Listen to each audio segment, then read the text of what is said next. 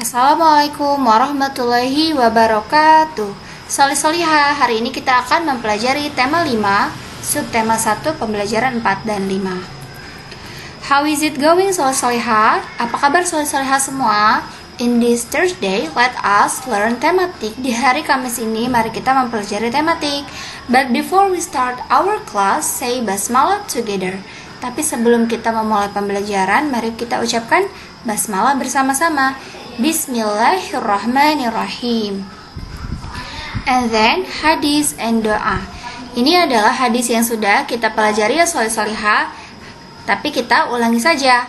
Hadis tidak tergesa-gesa. Al-anatu minallah wal ajalatu minasyaitan. Artinya, kehati-hatian datangnya dari Allah dan ketergesa-gesaan datangnya dari syaitan.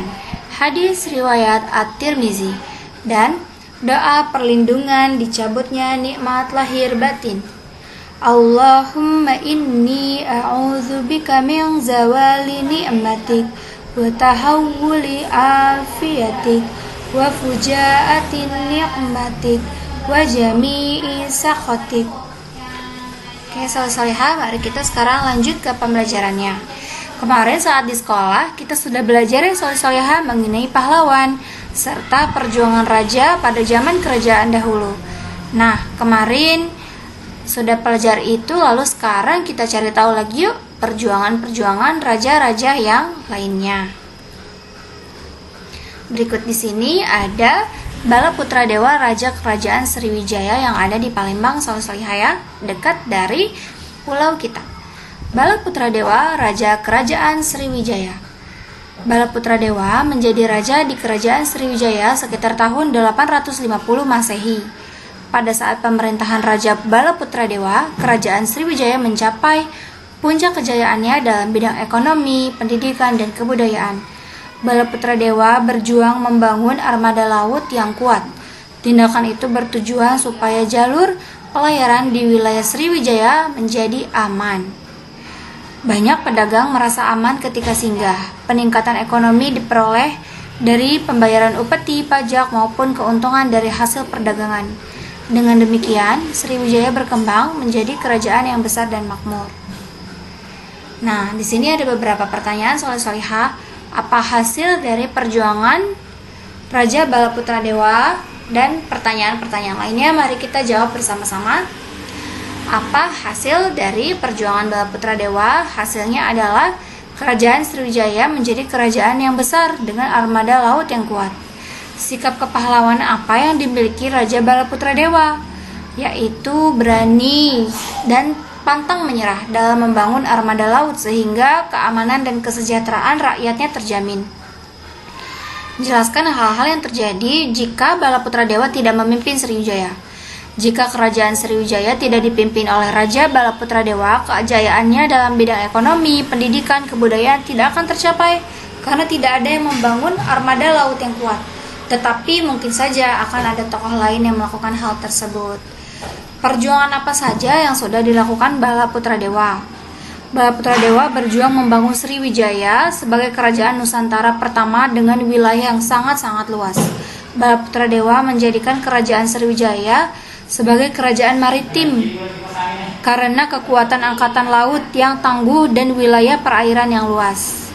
Balaputradewa menjadikan Sriwijaya sebagai pusat penyebaran agama Buddha pada saat itu dengan banyaknya perguruan tinggi Buddha, sehingga banyak sekali kapal yang singgah. Berikan pendapatmu, apakah Raja Balaputradewa dapat disebut pahlawan pada kerajaan Sriwijaya? Ya, sangat setuju bahwa Raja Balaputradewa adalah pahlawan bagi rakyat Sriwijaya karena beliau telah berani, telah pantang menyerah berjuang untuk rakyatnya sehingga rakyat hidup dengan aman dan sejahtera. Kerajaan Sriwijaya juga mencapai puncak kejayaannya di bawah kepemimpinan Balaputradewa. Nah, jadi sikap-sikap Raja Balaputradewa itu sesuai dengan sila keempat, yaitu kerakyatan yang dipimpin oleh hikmah kebijaksanaan dalam permusyawaratan perwakilan. Jadi sikap-sikapnya itu yang harus kita tiru adalah Balaputradewa membangun kerajaan Sriwijaya menjadi kerajaan yang besar. Hal tersebut menunjukkan bahwa Bala Putra Dewa menjalankan amanat yang diberikan oleh rakyatnya. Bala Putra Dewa membangun armada laut yang kuat tersebut menunjukkan bahwa Bala Putra Dewa memperhatikan dan keamanan kesejahteraan rakyatnya. Jadi soleh-solehah dimulai dari hal kecil. Yuk mari kita ikuti dan contoh sikap-sikap yang dimiliki Raja Bala Putra Dewa pada zaman dahulu ya soleh-solehah. Nah lalu pada akhir masa kerajaan Hindu-Buddha muncullah tokoh-tokoh yang membawa kerajaan Majapahit pada masa kejayaan, yaitu ada Gajah Mada dan Hayam Wuruk. Kerajaan Majapahit ini dikenal dengan salah satu kerajaan terbesar di Nusantara. Nah, jadi yang pertama adalah Mahapati Gajah Mada. Gajah Mada adalah seorang panglima perang dan tokoh yang sangat berpengaruh pada zaman kerajaan Majapahit. Pada saat remaja, ia merupakan seorang pemuda yang hebat, mempunyai keahlian bela diri yang sangat hebat serta berilmu tinggi. Pada 19 tahun usianya, Gajah Mada berhasil menyematkan rajanya Prabu Jayanegara.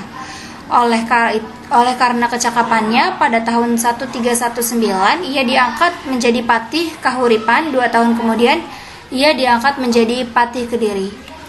Pada tahun 1329, Patih Majapahit yang bernama Aryo Tada menunjuk Gajah Mada untuk menggantikan dirinya. Gajah Mada menolak penunjukan itu karena ia ingin membuktikan pengabdiannya terlebih dahulu kepada kerajaan Majapahit, yaitu menghentikan pemberontakan Keta dan Sadeng. Gajah Mada akhirnya diangkat sebagai Patih Majapahit pada tahun 1334 setelah berhasil menaklukkan Keta dan Sadeng. Pada tahun 1336, Gajah Mada mengucapkan sumpah palapa, yaitu janji bahwa ia tidak akan memakan buah palapa, sejenis rempah-rempah, bila belum berhasil menguasai pulau-pulau di Nusantara.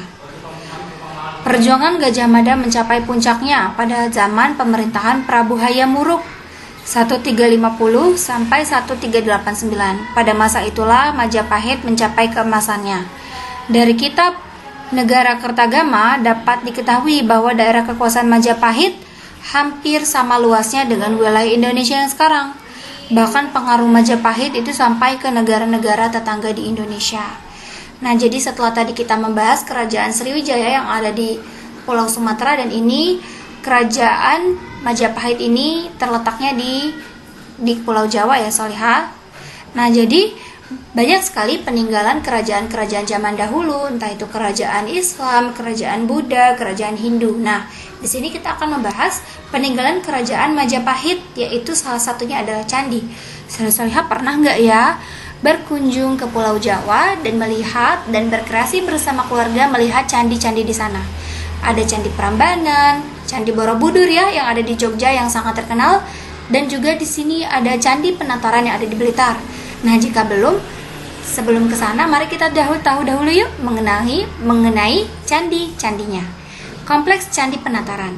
Kemegahan dan kebesaran kompleks Candi Penataran membuktikan perjuangan dan peranan pada tokoh masa kerajaan Majapahit. Candi Penataran dibangun pada masa kerajaan Kediri dan dipergunakan pada masa kerajaan Majapahit. Gitu ya soleh-solehah. Di dalam kompleks candi terdapat arca, bangunan yang disebut Balai Agung, prasasti, yaitu batu tulis, dan beberapa candi. Candi-candi diantaranya Candi Naga, yang berukuran lebar 4,8 meter, panjangnya 6,57 dan tingginya 4,70 meter. Selain itu terdapat candi yang dianggap paling suci, yaitu Candi Induk. Candi Induk ini terdiri dari 3 teras bersusun dengan tinggi seluruhnya 7,19 meter. Wah, Masya Allah ya soleh-solehah, peninggalan kerajaan-kerajaan zaman dahulu. Nah, sebentar lagi kita akan mempelajari dan bernyanyi bersama-sama lagu nasional semangatnya para raja dan pahlawan kita zaman dahulu. Tapi sebelumnya kita akan mempelajari nada rendah dan nada tinggi. Nah, kita sudah pernah belajar ini ya soleh-solehah pada tema sebelumnya. Nah, di sini adalah urutan nada tinggi dan nada rendah. Nah, jadi semakin ke kanan ini nadanya semakin tinggi ya soleh-solehah ya. Yang ini adalah nada rendah, nada sedang, dan nada tinggi. Lalu temponya itu ada berbagai jenis macam, dibagi menjadi tempo lambat, tempo sedang, dan tempo cepat. Tempo lambat itu dibagi menjadi 3, largo, lento, dan adagio. Sementara tempo sedang itu ada 2, andante, dan moderato. Lalu tempo cepat itu ada 3, allegro, vivace, dan presto. Lagu Maju Tak Gentar, seperti yang tadi sudah Ustazah bilang, lagu ini mempunyai makna bahwa kita harus memiliki semangat perjuangan seperti Raja Punawarman yang telah berjuang melawan musuhnya dalam semangat perjuangannya. Nah, sekarang kita nyanyikan lagu tersebut. Nah, Solihah, perhatikan ya tinggi, rendah, dan tempo pada lagu ketika bernyanyi. Nah, Solihah, you can open the page 41 on your book. Jadi, mari kita menyanyi bersama-sama ya, Solihah, sambil memperhatikan tinggi rendah nadanya.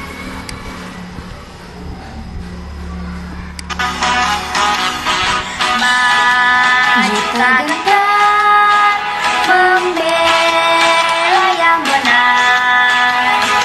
Maju tak gentar, hak kita diserang. Maju serentak, mengusir penyerang. Maju serentak,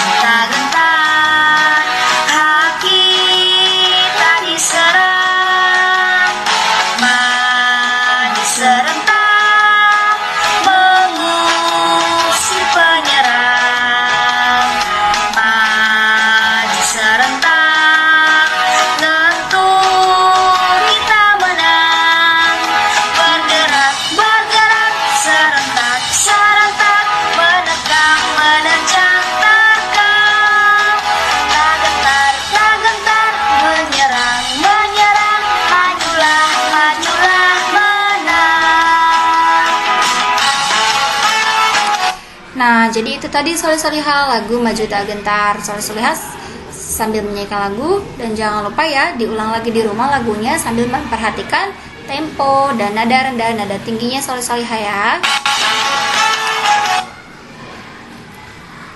Nah, alhamdulillah, finally our lesson is over. Now let's say hamdalah, alhamdulillahirabbil alamin, and pray together. Doa kafaratul majalis. Bismillahirrahmanirrahim. Subhanakallahumma wa bihamdika asyhadu an la ilaha illa anta astaghfiruka wa atubu ilaik. Assalamualaikum warahmatullahi wabarakatuh.